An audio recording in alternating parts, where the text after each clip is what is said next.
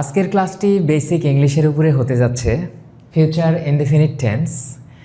তবে নিচের যে এক্সাম্পলগুলো লিখেছি এই এক্সাম্পলগুলো রাইটিং টাস্ক 2তে আইএলটিএস রাইটিং টাস্ক 2তে কাজে লাগবে এবং আইএলটিএস রিডিং মডিউলের কিছু সেন্টেন্স বুঝতে সাহায্য করবে। চলুন শুরু করা যাক। ফিউচার ইনডেফিনিট টেন্স, আমি এর আগে বলেছিলাম ইনডেফিনিট মানে কি। Indefinite means not defined something, কিন্তু কোনো কিছু ডিফাইন করা নেই, অর্থাৎ ক্লিয়ার করা নেই। ভার্বের কাজটা যদি ভবিষ্যতে ঘটে তাহলে আমরা সাধারণত বুঝবো যে ফিউচার ইনডেফিনিট টেন্স বোঝাচ্ছে, অর্থাৎ ভার্বের কাজটা ভবিষ্যতে ঘটবে, সেই কাজটা এখনও ঘটেনি। আর আরও একটা ব্যাপার বলে নিই, অ্যাক্টিভের ক্ষেত্রে বাংলা মিনিংয়ের শেষে বে ব যোগ করতে হয় ভার্বের মিনিংয়ের সাথে, আর প্যাসিভে হবে এই কথাটি যোগ করতে হয়। এটি যারা বেসিকে আছে, বেসিক লেভেলে শিখছে তাদের জন্য খুব বেশি হেল্প করবে। ওকে, আমরা ফার্স্টে অ্যাক্টিভ সেন্টেন্সের স্ট্রাকচারটা দেখে নিই। অ্যাক্টিভ সেন্টেন্সের স্ট্রাকচারে ফার্স্টে দেখছি যে সাবজেক্ট, তারপর শ্যাল উইল, এরপরে আসবে ভার্বের V1 ফর্ম অর্থাৎ প্রেজেন্ট ফর্ম অ্যান্ড অবজেক্ট অর্থাৎ এক্সটেনশন, এবং প্যাসিভে দেখছি যে সাবজেক্ট প্লাস শ্যাল উইল। প্যাসিভে আমরা সবসময় জানি যে একটা বিভার বানতে হয় এবং ভার্বের V3 করতে হয়, সেটাই করা হয়েছে, বিভার বানা হয়েছে এবং ভার্বের V1 ফর্মটা যেটা ছিল সেটাকে V3 করা হয়েছে। এবং ফিউচার ইনডিফিনিট টেন্স আমরা কি দেখে পড়ছি যে বিটা হচ্ছে অ্যামিজার অর্থাৎ বি ভার্বের V1 ফর্ম, এটা থেকে বুঝতেছি যে এটা হচ্ছে ফিউচার ইনডিফিনিট টেন্স। ওকে, দেন এক্সাম্পলে চলে যাই। প্রথম এক্সাম্পল বলছে দ্য ম্যান উইল হেল্প, অর্থাৎ লোকটি হেল্প করবে, অর্থাৎ হেল্প করা থেকে করবে, অর্থাৎ হেল্প করা কাজটা এখনও হয়নি, ভবিষ্যতে হবে।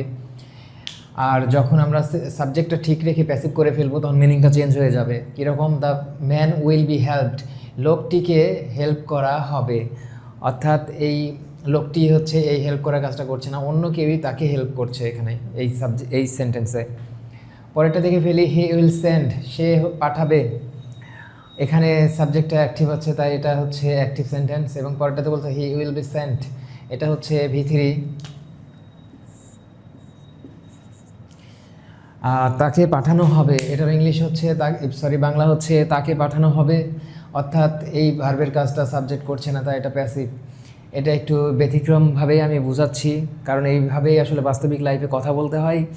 অর্থাৎ ইউকে বা USA, অস্ট্রেলিয়া, কানাডা আমরা যখন যাব তখন দেখতে পাবো যে ওখানকার লোকরা সরাসরি এভাবেই কথা বলছে, যেটা আমাদের একাডেমিকভাবে শেখানো হয় না, এবং যার কারণে আমাদের কাছে পুরোটাই একটু অন্যরকম লাগে। যখন আমি শেখাইতে যাই দেখি অনেক স্টুডেন্টরাই একটু অবাক হয়। ওকে, আর এরপর আমরা প্যাসিভ সেন্টেন্সগুলোতে চলে যাচ্ছি। সবগুলোই প্যাসিভ সেন্টেন্স এবং ছোটো ছোটো করে লেখা, এগুলো কোনো একটা সেন্টেন্সের অংশ হিসেবে আমরা ব্যবহার করতে পারি পরবর্তীতে, অথবা হচ্ছে আরও কিছু আমরা অবজেক্ট বা এক্সটেনশন করতে পারি। ওকে, প্রথম সেন্টেন্সটা থেকে ফেলি, the price will be lowered, অর্থাৎ দামটিকে কমানো হবে। লোয়ার মানে কমানো, সো কমানো হবে, দামটিকে কমানো হবে। এখানে আমি বলেছিলাম যে প্যাসিভ সেন্টেন্সের বেশিরভাগই প্রাণ থাকে না, যদিও প্রাণ থাকে তাহলেও ভার্বের কাজ করে না। এখানে আমরা দেখছি যে কয়েকটি সেন্টেন্সের ভিতরে সাবজেক্ট আছে মোট হচ্ছে 6টির ভিতরে দুইটির প্রাণ আছে শুধুমাত্র, পিপল এবং অ্যানিম্যাল, এবং তারা ভার্বের কাজ করবে না বলে এগুলো প্যাসিভ।